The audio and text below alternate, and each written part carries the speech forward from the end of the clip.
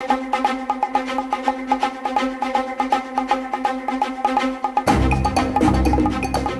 right, we're doing episode 33. 33. And I had one thing that I wanted to bring up before the two things that I posted earlier, I assume, which we're all good with. Sure, yeah. When I told you that I watched that Vice video, we're talking Vice video about the... Oh, yeah. What was the title of it? The conspiracy... I'll find it right now. It's the crisis actors. Yeah, so the rise of the crisis actor conspiracy movement. Yeah. The only thing that I want to bring up from that, and I thought it was good to start with, it'll be quick, real quick.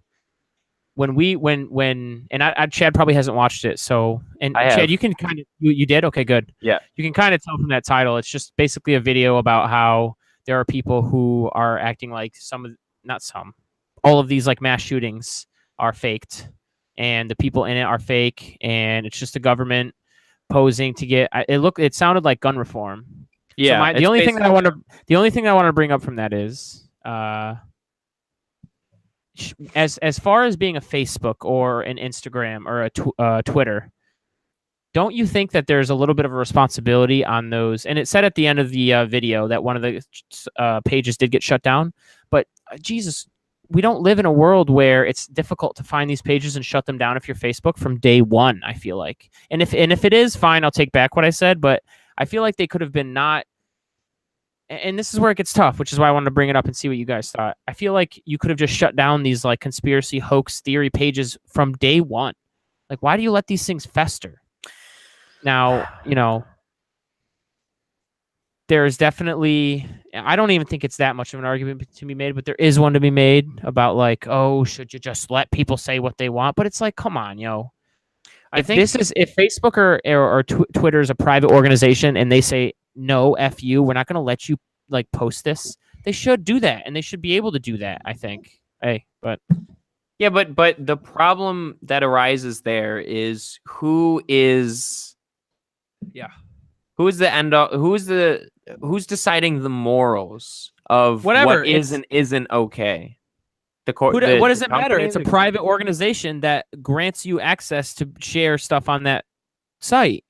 Why is that not the point of places like YouTube and the point of places of Twitter is supposed to be just a forum where you can socialize, right? Yeah, but is it not privately owned?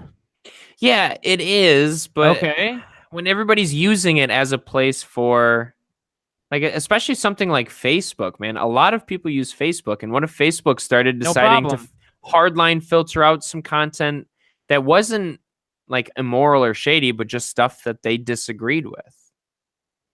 I think where Chad's point matter. is that if you use this private organization as a way to filter out hardline ideas or ideologues, if you will, right, of far left or far right things, I mean, how appropriate is that, even though you're a private company? It doesn't matter. It's a private... Okay, so I don't understand why you couldn't just take your services and open a page on a competing website. Like, these things, obviously... I'll tell you what. Name one competing website to Facebook. Go. There's tons of social media sites. I can't name them off the top of my head, but there definitely is. We could do That's it like the Google. Point, Cyril. Hey, no, stop. That's not the point. That's not the point, because I don't give a fuck if everybody's on Facebook. If they want to shut you down for the hateful things that they view that you're saying, you can just take your services and go to another website. The point isn't that you don't know services to another website where I don't have any friends. Hang on. Right. The point isn't that they're not there. The point is that it's really easy to start these companies. It's not like 100 years ago where to start a company, you needed a bunch of capital and you could dominate the marketplace. Facebook dominates because people choose to be on there. That it is a community. It is a huge community that a lot of people are a part of. People don't like to change, dude. All of this stuff came out about the data breach. I don't understand. So basically, what we're saying is, you guys are saying is, you want to regulate Facebook and tell them that they have to let everybody on. They can't just be a private company and say you don't have the right to. Not regulating them. I'm saying censorship is a slippery slope.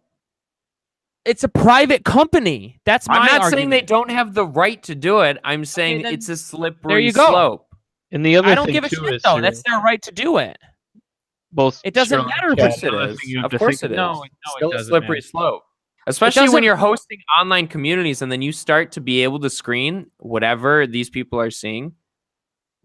You're saying that doesn't feel a little weird. I don't like. Yeah, I get what you're saying about hate groups. Sure, we can probably target the No, easy I don't even targets, care about right? that. The crisis actor Facebook groups. It doesn't matter. They can choose whoever the hell they want to be on there. I'm not saying they can't. I'm saying it's a bad idea. No. Well, and the other thing, Cyril, and they do it already. Hold on. And I think when you talk about it, hold on. When you talk about it from a business perspective, what benefit do I have to kick people off of my platform? Realistically. No, I agree, and that's why those things exist on there for a while before they get removed, because they're just a slave to making the money in the bottom line. There's no question about it. There's absolutely no question about it. So I think ultimately what Chad's trying to say, though, is that when it comes to censorship, right? Look at Twitter, for example. Didn't Twitter try to go through this whole thing where they had a council that went through going through like safe tweets and who's allowed to say what, and a lot of people were kicked off of Twitter. You have to literally. And what happened to Twitter? I don't know if that happened. That sounds right. That sounds like it probably did happen. Twitter is notoriously the most uncensored social media, though. There's porn stars on there and stuff. So I think that's what people were complaining about. Is I can't tweet about. They're still on there. Far right ideas, but you can have porn stars on there. Right. Right, and you're right, Cyril. Ultimately, it's the choice of Twitter, a private corporation, to do what they want with it, but it significantly impacts their bottom line. Well, I'm looking at straight porn on a porn star's Twitter right now. So, the censorship is very low still. We're not talking about porn. We're talking about ideas. Right. You're talking about. I'm saying Twitter is notoriously uncensored, and it still is. That's all I was just saying. And I just looked up. So what point are you making bringing that up? Because like Milo Yiannopoulos was kicked off of Twitter, right? He was kicked off of Twitter for saying that. I think. What's the comedian's name? You're right. Leslie Jones, looked like a man. Was the implication? I'm sure he didn't get kicked off for that. Hold on. It was between that. No, it was between that and also like the claim was that he. I think he said she looked like a monkey too, which is much worse than a man, and true. We both know it. Okay. Very true. But I think the claim was that he incited a lot of people to tweet at her very disrespectful things. And I don't know the full details of that, but the point is that where do you draw that line? Well, see, that's a little different. This is where I draw the line. You ready? You can say what you want. Nobody can control your speech. But we have this medium called the internet, and the private people control these websites, and they can kick you off if they want. And can we have a separate discussion, Chad, where that's a slippery slope inside that company? Fine, we can do that. And I think you're right. But that's not the point. That's not the legality of it. That's not like. Would you be okay if Google did that? They can kick whoever they want out. What do you mean? Would I be okay? They already do. You be okay they kick hateful people off their platform. All of them do. What if they started like? Then normal people would go to another platform, and that would get a bunch of followers. No, if they were so bad with it. Naive, dude. No, the power of choice is there. The power of the competitive market is there. Amazing, and that always wins out. Of course it does. Things never get corrupt. Of course they do. I just said that's a separate conversation, but it's funny how a lot of people will say, well, private companies can, they get to do what they want in a lot of other realms, but all of a sudden here, this private company can't kick off who they want. Why? When I didn't say it. Did I say that? No, I didn't, but I'm just saying that's the general argument against this. It definitely is. I didn't say you said that. I'm just saying there's people that'll be like, oh, well, there's these other companies are private companies. They do what they want. Oh, well, they treat their workers like shit. Well, whatever. They're a private company. Bottom line. Okay, fine. But so are these companies online. And guess what? If they view that a hateful person is going to hurt their bottom line more than keeping them on that platform, then they can make that decision to remove them. I just grind at the idea if your business model is ideally to just create a way to connect with people, and then you start trying to mess with those exchanges or trying to censor certain exchanges, it feels weird, dude. There's literally Trump Christian specific dating sites. That is what you don't like. You just said that's a niche thing that only connects one certain type of people, and there's probably one echo chamber in there. No, I'm saying a place like Twitter is supposed to be just like an open forum. No, because it's a private company. Right, but the have to be. idea is, and that's why they're successful. And the minute they started lopping off regular people, people would go elsewhere. I truly believe that. It's not. We live in times where building a website and writing the code for a website isn't as expensive as starting a company 100, 200 years ago. The capital just isn't the same. It's not as hard at all. Not even close. Well, can we consider, Cyril, these gargantuan companies that are in place currently, right? Your Facebook, your Twitter, your Instagram, et cetera, these larger companies, even Google, their reach in what they display goes much farther than your average website. Is that a fair statement? Of course it is. Of course. So the point here is that if these sites are so ingrained into society, we do have to look at them a little bit differently than a private corporation. Ultimately, in the end, they are private corporations, but we do have to look at them a little differently. And I think that's what we're arguing. I think you would say you should probably look at Google as more of a monopoly then, because it's really not. No. What do you mean? Say no? I said what? No. I said not in the traditional sense. I do not look at them as a monopoly in the traditional sense, because how can you, when the cost to start a company is so low because of the age we live in? That's not what defines That's not what defines a monopoly. I wholeheartedly agree with you, but that context absolutely matters, and it does. I think if I were to go look something up on the internet, what would I say? What verb would I use? You would say Alexa. Or I would say I would probably Google it. Wait, are you saying Google is a verb because it's so ingrained in our society, Chad? I think that's what I'm trying to say. That's not a big. I mean, that's a monopoly. That's not a monopoly. That's not a monopoly. The fact that people use a term for something, Ted, is literally not a monopoly. That means that something caught on in popular culture. Things come and go. I'm not saying Google has come and gone. How do you search for information? Look. Of course, you Google it. You Google it. I think you're right. I'm not saying you're wrong. So wait, now we're on a completely different subject. Things change as fast as they do these days. Pop culture changes. Literally, something that sticks for pop culture doesn't mean it's a monopoly. Okay, that just doesn't. I don't know. The Kardashians may disagree. Oh my God, they are way less popular than they used to be. They're not a monopoly. It's a ridiculous example. And I know you're joking, but still. Okay, I don't know how you would say Google is not a monopoly, though. I mean, they dominate internet traffic and online search. Look, I actually search on Dogpile. I think when you guys, myself. I think when you guys say it's ridiculous to say they're not a monopoly, I don't necessarily disagree with that. But there is a lot of people that do search Yahoo and do search all these other search sites. When we look at the amount of searches by site, Google is, I would be surprised if Google's even 50% of all the sites that people search. I would challenge you. I would definitely challenge you. And that is not a monopoly. Standard Oil in 1910 controlled 80% of the oil market. Google does not control 80% of the search market. I promise you they don't. They're number one. Guess what I'm going to do? I'm going to Google that information. I genuinely bet you that they do. I bet you it's above 80%. Yeah. Go ahead. Especially in the United States. And look it up. Well, Caleb did say he was Googling it. Would you like me to also? Here, you know what, Cyril? Cyril, just to give you credence. Damn it, 93%. I'm going to look it up on Bing. 74%. 74%. Wait, Cyril, I'm going to look it up on Bing, dude. Does that mean? No, that's mobile tablet search. Caleb, breathe. That's mobile tablet search. That's fake news by Caleb, but it is very high. Wait, what do you mean that's fake news by Caleb? That's mobile tablet. Caleb, that is not computer. You need to read a little more carefully. It's 74%. Hold on. Wait a minute. Still crushes me, but it's funny that Caleb jumped on the number. You need to stop. Cyril, I didn't even say a fucking number. You did. You said 93%. You said 90. You absolutely did, and it's because you said it. All right, let's not get hung up on that. So that's it is also true. So, that's also true. If you can't tell me fake news when you were the one that said it. I think that's also true. That's also true. There's been a lot of fake news in this episode. I think the problem.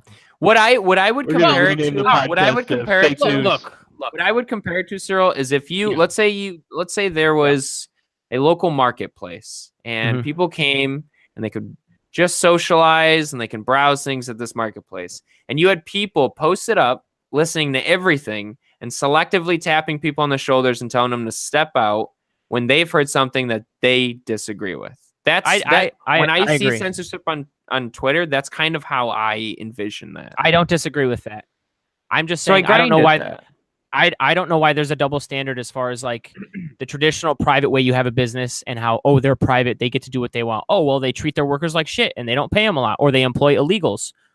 It's just, oh, well, it's private business. They get to like kind of not really employ illegals. That's too far, but treat their workers like shit and like not do the right things by their workers and the environment too. Oh, it's a private business. We have to let it go. They own the land. They own the area. They can do blah, blah, blah. But then we can't say the same for these things. We have to talk about the slippery slope. That's obviously there, fine. But we can't talk about how, like, yeah, Twitter should be able to ask people to exit if they think it's hurting their business model because of hateful speech or anything else, some sort of speech that they don't like. I also would say that you worry about them being able to do that and having a slippery slope. I challenge you. They can already do that. They do that. I know they do it. And they're not doing it in the wrong way. They're not. They're not asking regular people. Really? They're asking these. Really? Show me That's the evidence. A bold No. claim. You need to show me because I have never seen. You just made a claim in the positive, so you have to show me. No problem. Here we go. You made the claim. I made no claim. I want to note here, Cyril, that this is from Google search statistics. 78%. Links are getting posted in the side. And then what is Yandex? Number of monthly searches worldwide. Oh, I want to show you the disparity of this line graph. Yeah, you're right. It's not a you're right thing. The point is that no, I fair to state there. that this is a all right, I got monopoly, you. Right? Yeah. No, I still don't know that, but like you're not wrong what you're saying. All right.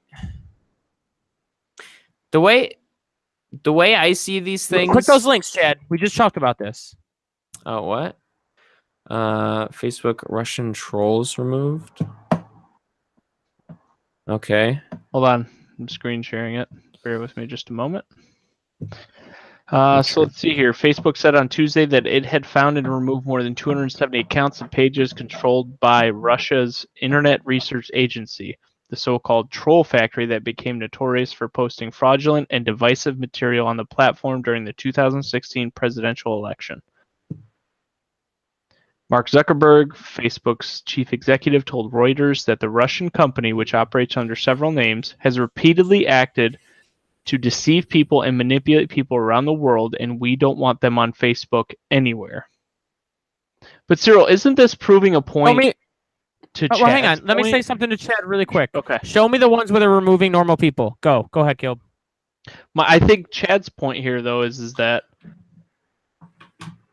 when another country can use a private company to impact an election, is that not that company so far ingrained into our society that's the point that Chad's kind of making? So we should regulate Facebook? Not regulate. We should. So then what do we do? If you want to break them up or not break them up, if you want to call them a monopoly and say that they're a scourge, what do we do? I'm not saying they're a scourge. I'm just making a point that you have to look at this in such a way that isn't the same as. Go ahead. Okay, so what do we do? I understand. And this is my point from the beginning. They're a private company. Just let them be. Let them do what they want. There's nothing we can do. I'm not arguing that there's something we can do. I think they're private entities that can do what they want. Maybe they've made mistakes, but there's a lot of terrible accounts they've removed. There's quotes in these articles that specifically define what they define as hate speech. You want to say, oh, well, this is just an article that says hate speech and it says 66,000. Maybe they're removing inappropriate things. Go and look at what they've defined. Well, which one do you want me to click on? The digital trends? The last two the digital trends one defines what they call hate speech. And if you want to say that out loud, no problem, because it outlines it there. And it shows that they delete X number a month of hate speech things. Well, my point is that which one do you want me to bring up? Either the last two, I think they outlined what they defined as hate speech. Okay, hold on. And so that's my point. If you want to come at me and say we should regulate this somehow or break them up with regulations because they're too big, okay, tell me how we do that. Otherwise, my argument is don't do anything. They're removing things on their own. And yes, is it internally a slippery slope? We'll see. But as far as I can tell, they're removing things that are appropriate. And unless you have something else to show me that tells me otherwise of what I just said, then I don't know what to say. So would you rather have them get rid of hate speech like this, or would you rather have it publicly available? Because I also tend to argue on the other side and say, why not just let it all be there so we can all see it and be like, wow, that's disgusting. Because if And as because a group, if it gets, as a society, say, hey, you shouldn't do that. We don't like that. because Why not? because you're telling me that you trust most Americans to be able to decipher through fake things and real things, things that are hateful and not factual, between things that are, factual and, not hateful. And I don't necessarily trust most of Americans to do that.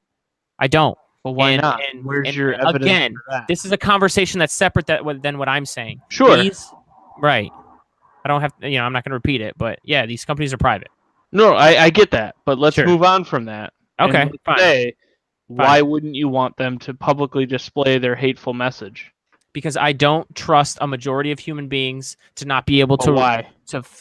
You've said that. Because they're not why? educated enough. Because they're not educated enough. Look, I have a high school diploma that I barely got. I got with a C fucking average. You went to a, I'm not going to say privileged, but definitely a better school than the worst off ones in this country. Okay. So I don't. What's your point? So I see the school that we came through, and I can't help but connect the dots. We all came through the same school system, and we are competent. We are not intelligent. We are competent. Yeah, but I could point to something of plenty of people that came through that same school system that are not competent. Sure, that's fair. So what's your point? My point is, you went to a better school than a good portion of this country, a minority still, but a good portion. So I'm not surprised that you're competent. I think that we don't educate enough people to be able to see what the heck's going on. And most of these undereducated people live inside. I'll read it, Chad. Hang on. Live inside extremely rural or extremely urban places. Besides those places, education is fine and better. Extremely rural and extremely urban places, education is underfunded.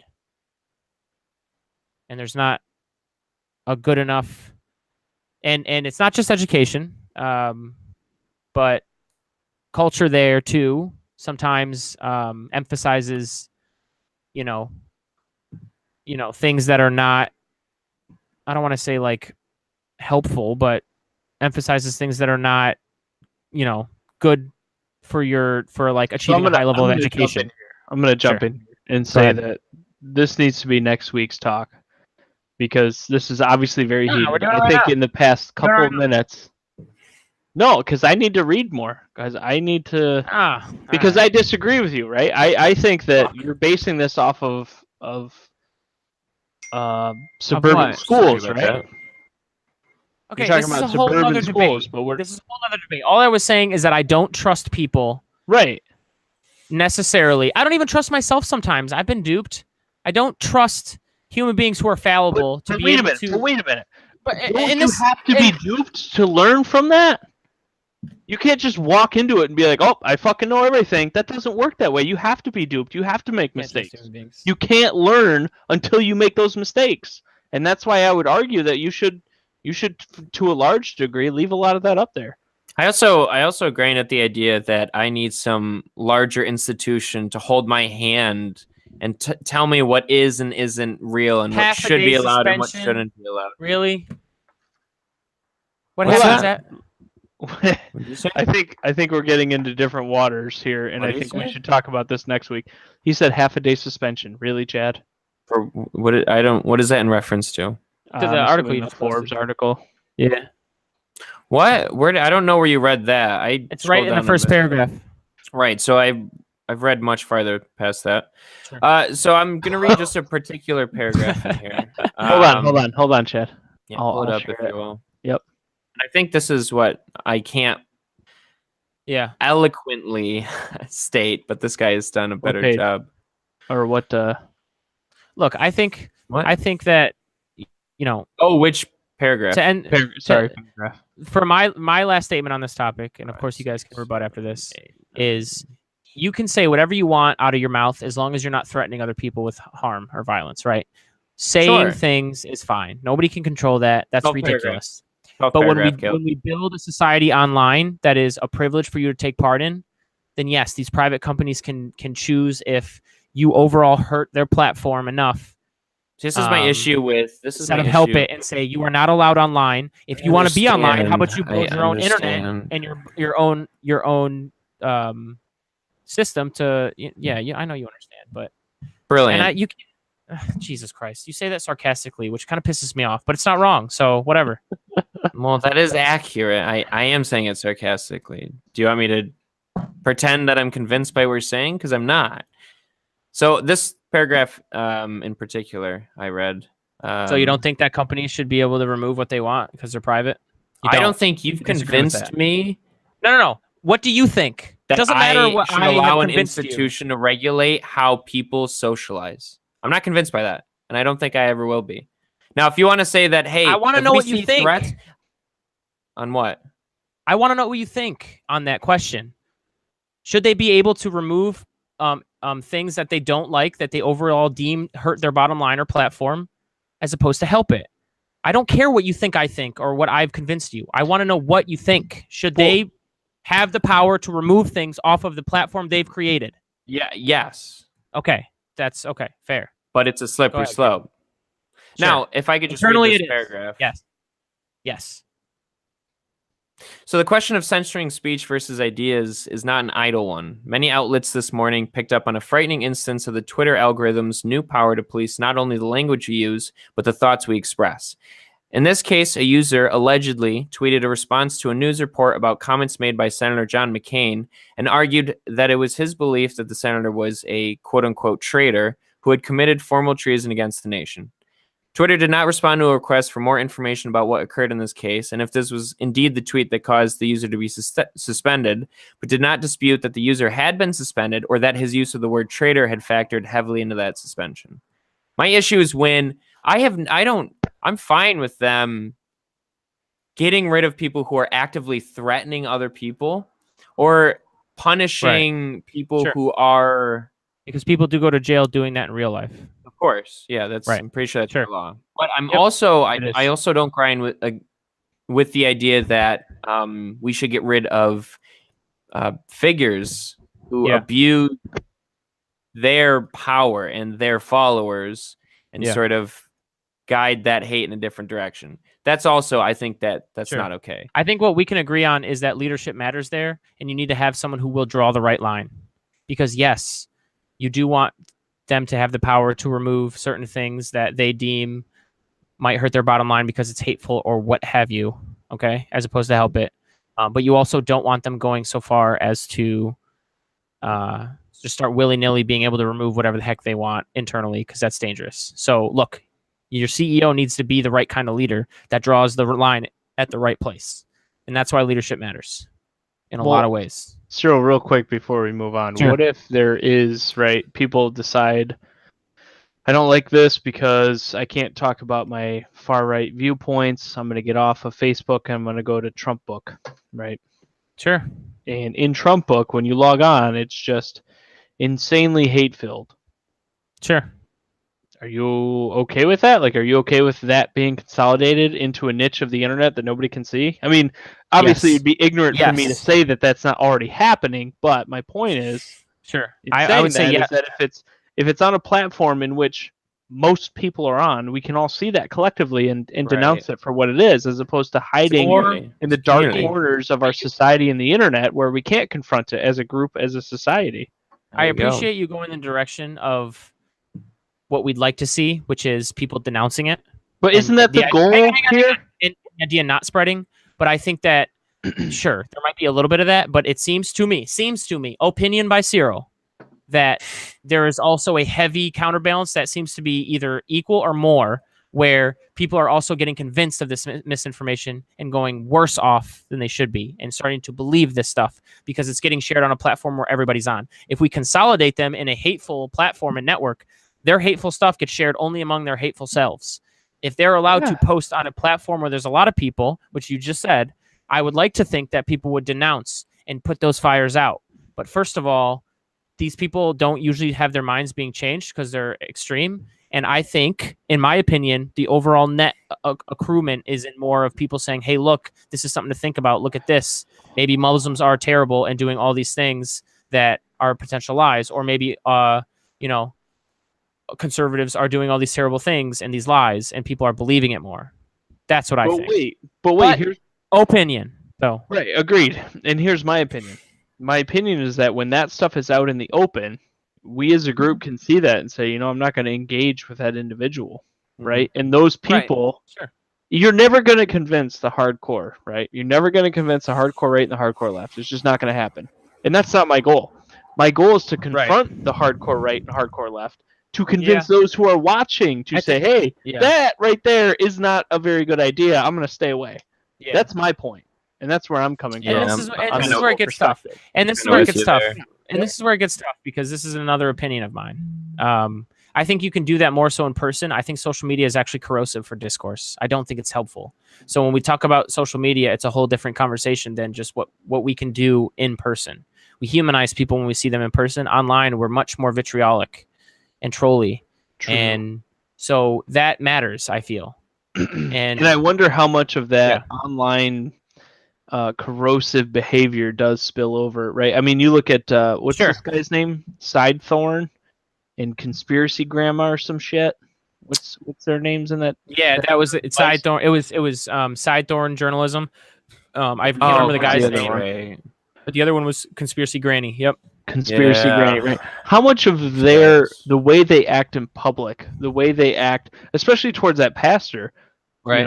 I feel bad for that pastor that he has to deal with that, but how much of that realization that I'm not online anymore, right? That crossover of him literally looking at this guy and saying, your daughter isn't even a real person. You can't even provide me a death certificate. Right. Yeah. So are you really going to prevent that?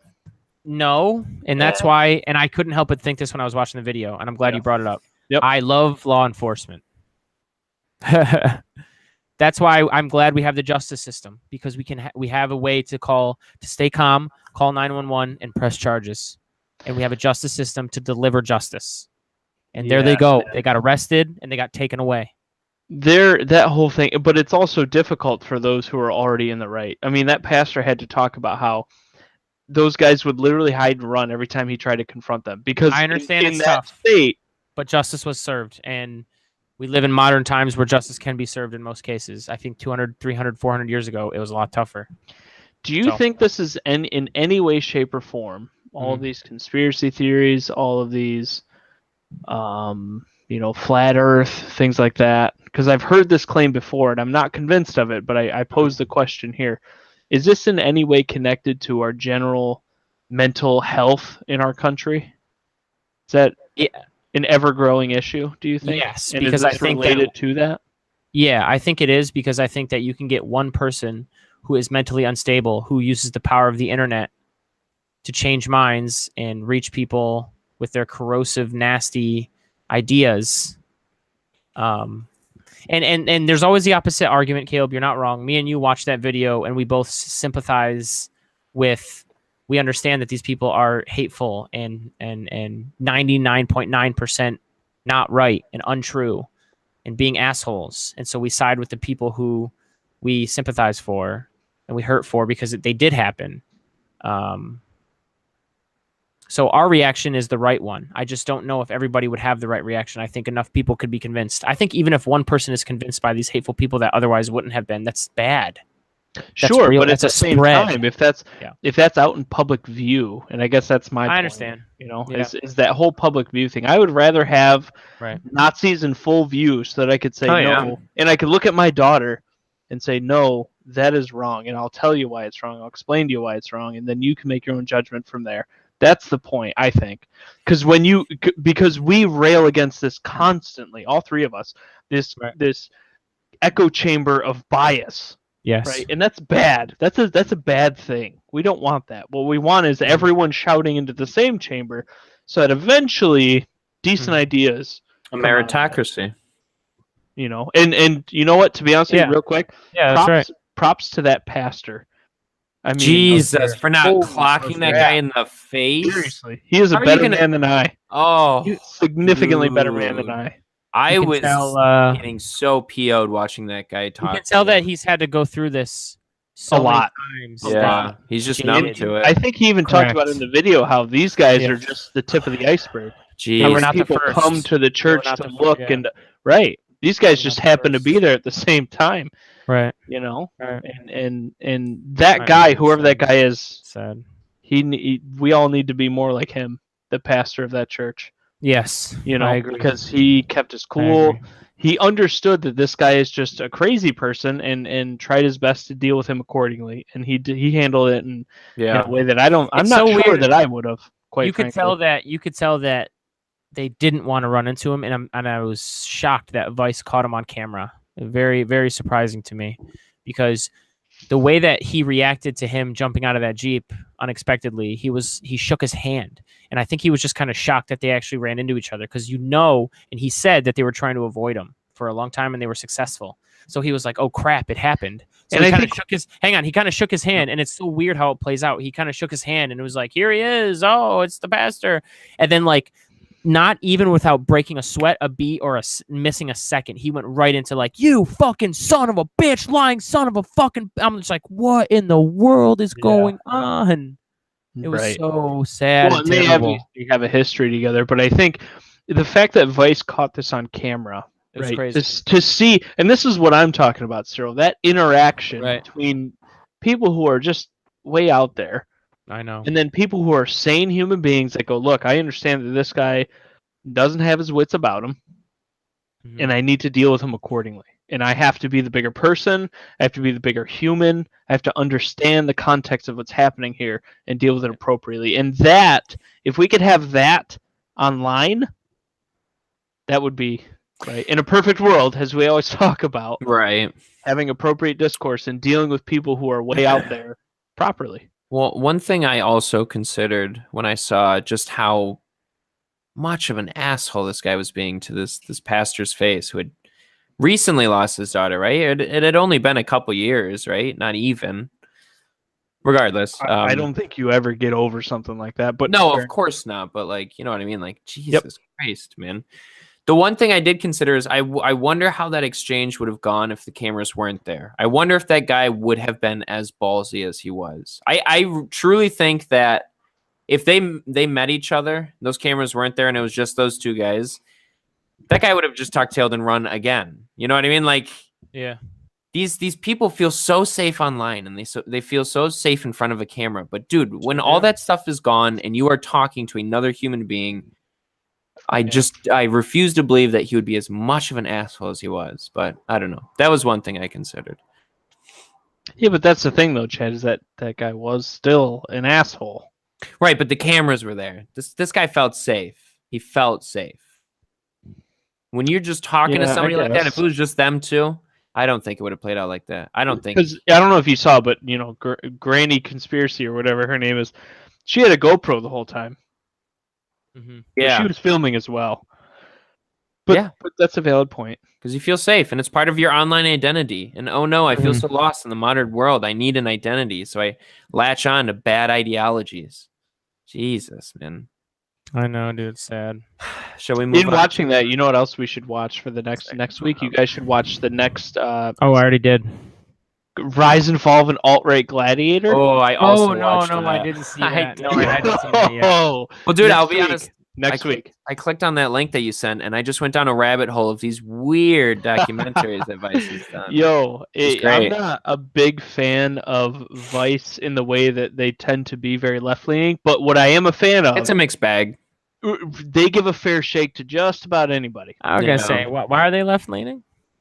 Oh yeah, you just have to scroll through their channel through a little bit, and you'll see. Some I think you can misconstrue them as left leaning. Not misconstrue, but I think where you can say that they're left leaning is what they cover. But Caleb's right. Whatever they cover, they don't cover it unfairly. No. They give everyone a fair shake. They do have opinion pieces, though, don't they? They do, and those are. Which one? Have you gone on the site and read the articles? No, I haven't done that. I don't care. So that would be step 2. Sure. And if you went into step 2, you would say, okay, I don't do what Caleb was saying. Their videos, though, and their documentaries. They're journalists. Their journalists are old school in the sense that they just interview and they just. This is it's not even that they give a fair shake. They just ask questions. They don't try to insert their opinion. Once again, I would say 80 to 90% of the time they don't insert their opinion, which is pretty good these days for a news organization. How about that? And once again, because of what they cover. We can do better. Yes. Oh, stop. God damn it. Turn my words against me. But what they cover, yeah, you could say, like, why do they only cover things that seem to because, like, there's some things I agree with the right on, there's some things I agree with the left on, right?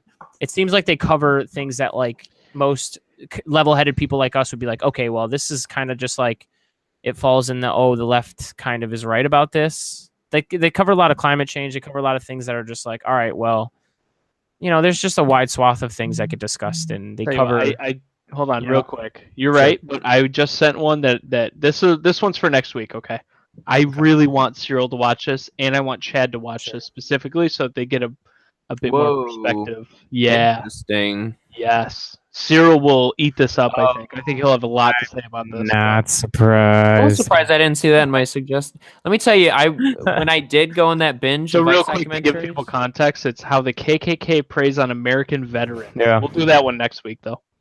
Sure. I watched the ones they did in, like, West Africa.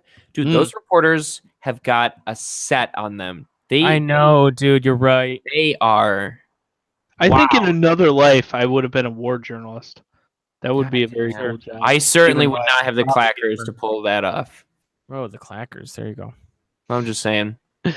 Cyril, what's next? All right, we're already I was gonna say we're already 40 minutes in. Let's just crush one more. We'll do the Syria one, and then we'll move on. We got real fired up on that first one. It's okay. Good conversation. I was gonna say that's okay. It was very entertaining. It was good. Go on. Yeah, so I'm just gonna run through some of these questions. I don't think we look, and Caleb said something in the first segment. I gotta read more up on it. There's no question that, like, this is just opinion. All right, here we go. Well, I know, but I like being informed. All right, well, we can't know everything. That's all I'm saying. I understand, but we can't all be on the NSA or in the NSA and figuring out exactly why. Yeah, that's not wrong, or figuring out exactly why, we are in Syria and why we. Well, the other thing too, though. But we do have a public set of facts that we do know. And we do know that for some reason, someone, I'm not going to say who, because that's up for debate, but someone used chemical warfare on people again in what was one of the last of the rebel strongholds, and killed 40 some odd people with a chemical attack. And because of that, we responded. And it always begs the questions, how does this directly affect Americans and our interests? I really don't.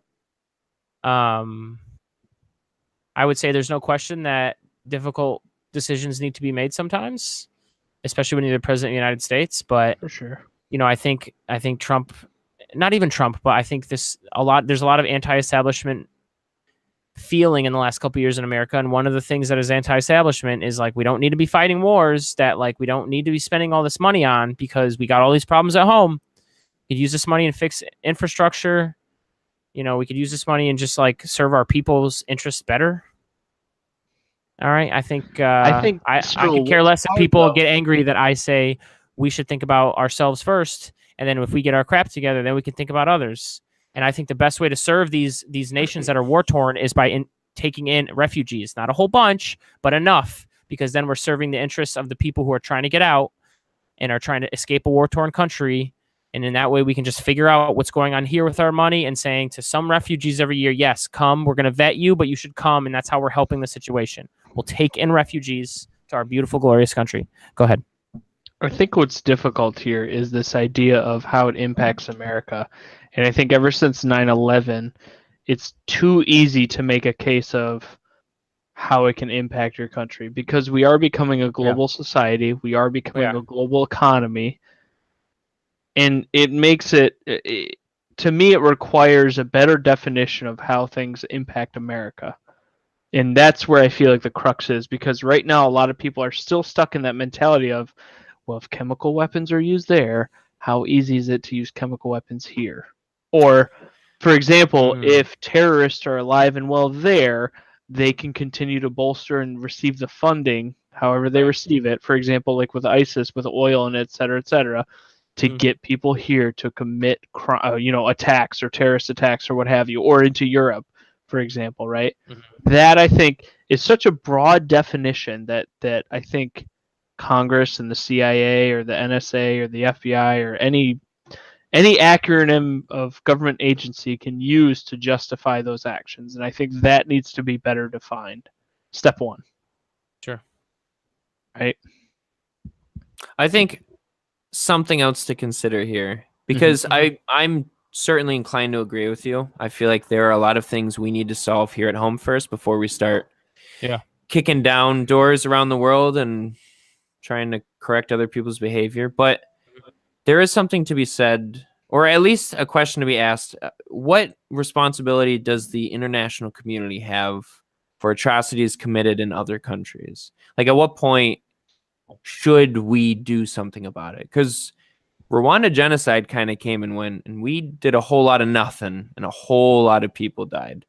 My thing is, take in refugees, get people out of there. That's my thing. Are you going to empty a country? No, not empty the country. How many refugees can you actually take in? I understand what you're trying to say, but and let me. Rwanda was. I need the numbers to back this up. So give me 1 second. Sure. While you do that, Chad, do you remember Comey? Comey, that's right. Yeah, he wasn't. I mean, he was a terrible guy. Don't get me wrong, but he wasn't killing a lot of people. He was committing horrible atrocities, though. But I think they killed what, tens of thousands, maybe. I don't know, something like that. So again, at what point do we have a responsibility to step in and save a society from the monsters that somehow have gotten a hold of the reins? You know what I mean? Like, I don't think you would argue against the fact that by the time, if the U.S. wasn't in the war or hadn't been attacked, by the time we found out about the atrocities of what the Nazis were doing, then we kind of have a responsibility to do something about that, though. But go even further back. Surely. Right? Hold on. Go even further back, though, with our Revolutionary War. Who helped us? So, France. France essentially funded a rebellion or an insurgency, if you will, against the British colonies, right? Yeah, that's not wrong. We don't live in the same time period, but I think my point is that history does repeat itself. Well, it does. Maybe not repeat itself, but it looks similar. It does, and I am definitely more conservative on immigration. I don't think that, no, we're not emptying a country, Chad. Don't get me wrong. We're vetting people as well, which we actually do, and people get scared that we don't, and they're like, oh, we got to vet. Like, we do. Holy crap. Anyways, you vet people. Not always going to get it right, but most of the time you'll be fine because we have the highest and best intelligence agency in the world. But in 2016, the U.S. resettled 15,500 Syrian refugees. In 2017, first year of Trump, we let in 3,000. And so far this year, we've only let in 11. This is Monday. This is an NPR article. Crap, I didn't post it. Hang on. Throw it to me and I can throw it up. On me. Got it. They've let in 11 people this year. And by comparison, over the same 3.5-month period in 2016, we had 790 by now. I do not want to spend money figuring out problems that are not directly affecting us. I am more willing to accept vetted refugees to move them into an area that is better. And we have the Statue of Liberty welcoming people with open arms. I would rather accept refugees here.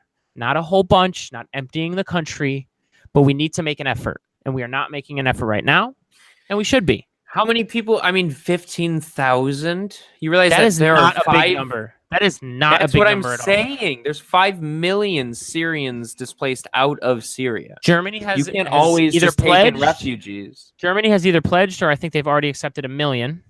They've accepted some people on the right. Some people on the right point to the few cases where it goes wrong. That's going to happen.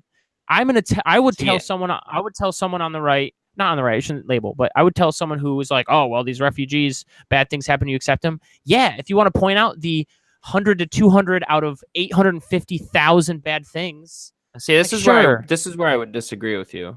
And this is a bit of a tangent, but I think when you as a country take in that many people like that, you're going to have... That might be too much. I wouldn't agree with that. A really bad cultural clash. Sure, that matters. It's just not...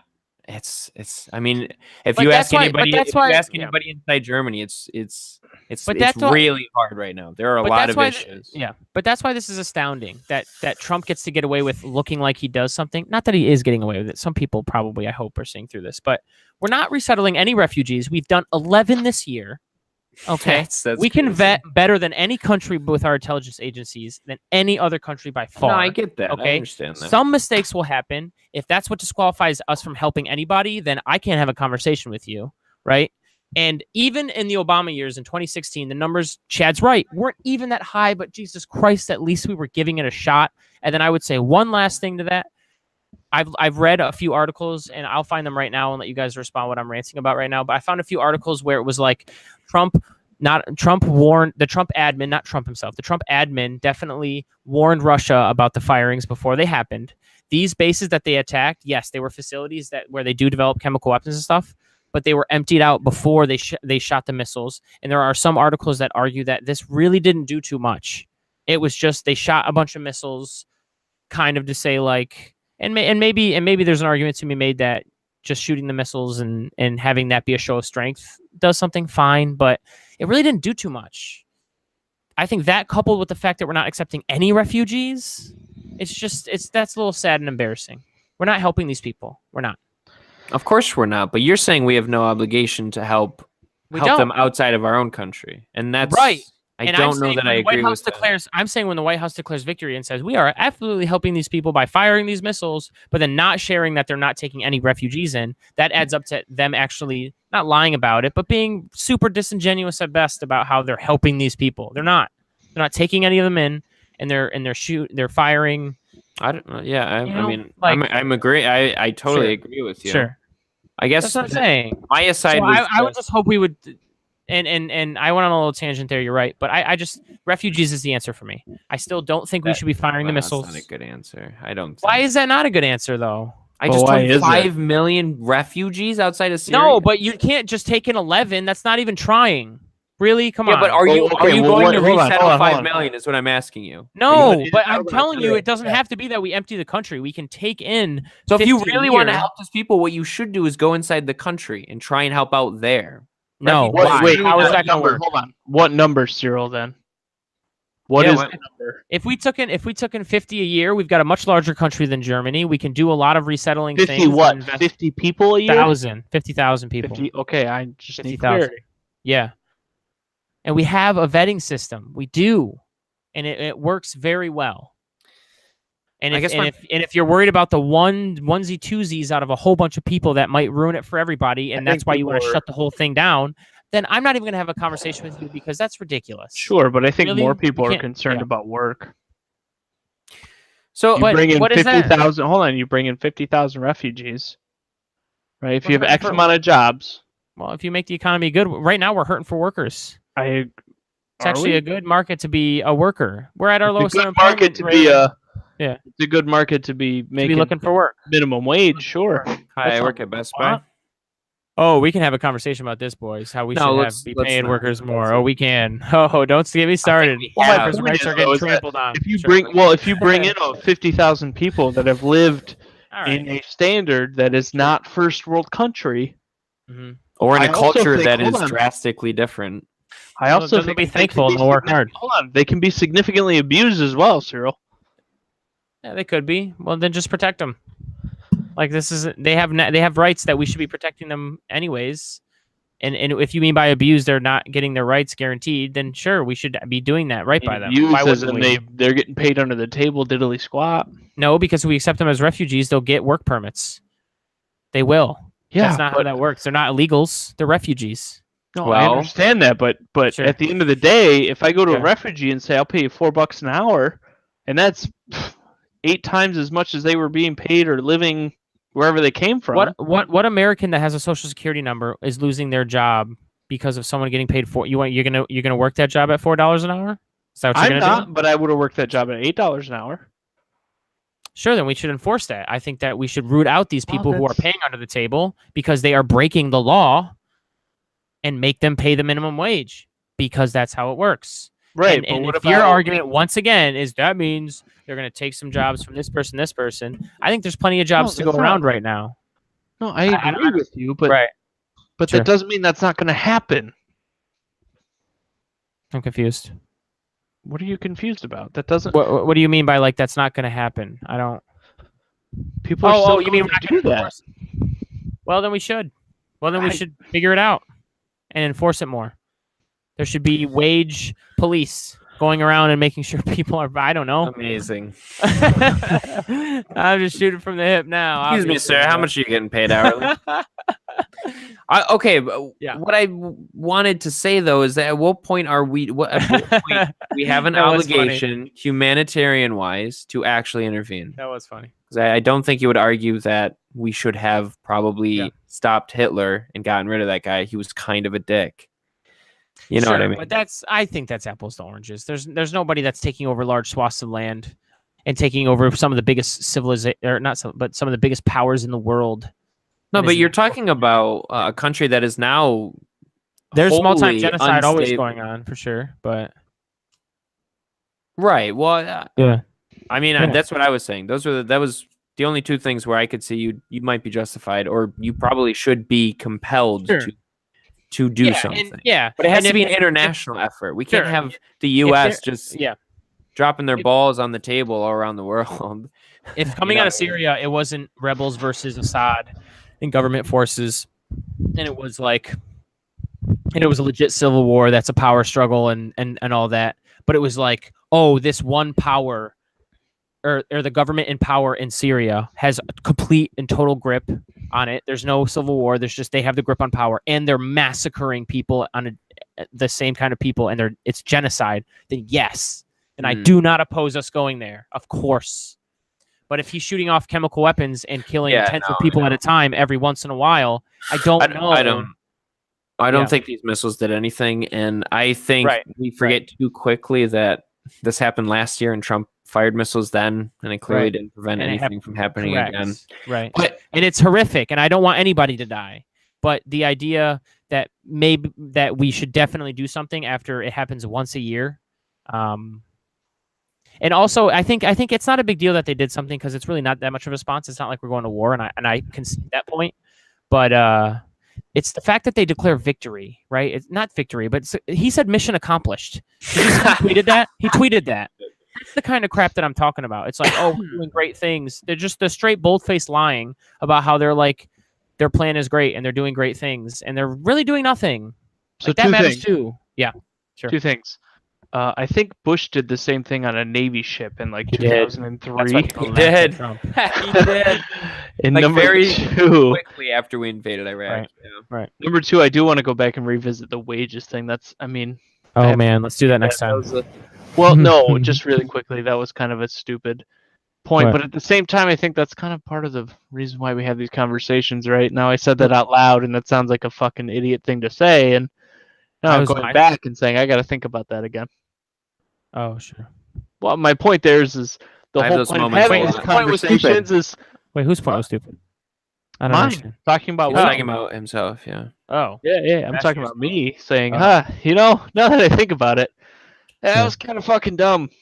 Yeah. I have a lot of those. My point here is that that's why we have these conversations, though, is to flesh out stupid ideas. No, I know. So cheers to you, Cyril and Chad. Thank you. Appreciate it. Yeah. That wasn't the greatest one. We had some stupid. But you know what's interesting is that having the brain drain. Dude, the brain drain's great, dude. Sometimes I've got too much shit running around in my brain. Not at all what I was talking about. Not even close. I didn't think that was what Caleb was talking about. Not at all what I was talking about. Yeah. The point is what. Well, here we are. What happens a lot with these refugees is you go in and you steal people who are, PhD certs and engineers. And we should. Just, pillage people for their knowledge and help bolster our economy by allowing them to start businesses and et cetera, et cetera. Yeah. Not at all was I talking about your own actual brain, Chad. But it did feel good when people that'll be actually productive. That's fair, Chad. Caleb, that counters the thing that Chad said. Oh, the cultural mixing is tough when it gets to be a high number. That's absolutely correct. But you help the cultural mixing first if you don't keep it to such a high number. Keep it to a reasonable number. But you also help it by bringing in people that can be productive in our society. If there's no purpose for someone, then that's a really dangerous situation. But if you bring in someone that will have purpose because they can actively participate, then that helps, Didn't we do So- that with Nazis? Well, I mean, that's Hitler came from Germany. That's kind of like refugee, right? And he was a Jew, wasn't he? No, Hitler. What? Jesus. Did you say Hitler? Einstein? Oh my God, Einstein. All All right, that's getting deleted. No, Einstein. Yeah, that's what I meant. Was Good night. Chad might know better than I do. It was Werner von Braun. He was brought worked for over. the Yeah, Nazis? he did, and we captured him at the end of the war, and he He was, Just throwing that out there. because he Yeah. was working on he was brilliant. the Atlas rocket. Didn't he work on the Saturn V? He was brilliant. Fairly certain, yeah. Big Wow. time rocket guy. Yeah. Wow. Goes to show you that your ideology, your background isn't nearly as important as what your potential is. Well, we got to the moon. There you go. We also invented intercontinental ballistic missiles. So So it's- speaking of going to the moon, I ran Good into idea. some people who still don't believe that we've been to the moon. oh no, So ran into one that was a flat earther. what? Where? Like Where you and met an when? actual More. person? Well, okay, so let me put this in a different light. I know a person who's a flat earther, and I refuse to talk about it because if that person tries to talk to me about it, I will lose my cool. See, that's somebody I want to talk to about, though. I'm You don't. fascinated. How? No, because this person is not someone who will be open-minded in any way, shape, or form. Sure, Don't but care, I'll poke just and want to prod ask just to why. understand. Yeah, that. I agree with Chad. Just want to ask why. Just want to ask why. I can't. I understand, dude. It's taxing. It is Sure. so taxing to talk to Yep. somebody like that. But somebody's gotta. No, Somebody's got it. I get you, but I feel much Can't let them different. dwell in their own filth. I would There you rather go. talk to somebody who's a hardcore lefty, like whoever that person is that you were talking about, as Oh, opposed to a flat earther. I am more interested in talking to that person Fair than enough. a flat earther, because you're talking about when you're talking about ideas, political ideas, ideologies, things like that. That to me is subject to much more variables, if you will, or I don't know, thoughts sure. than fucking physical science. Yeah, you have to deny certain things to be far left or far right. You have to deny almost everything to believe the Earth is flat. Right, and I just there's is a why I'm point that I fascinated to can't talk to deal that with guy. that. But I I can't. understand. Yeah, I definitely get that.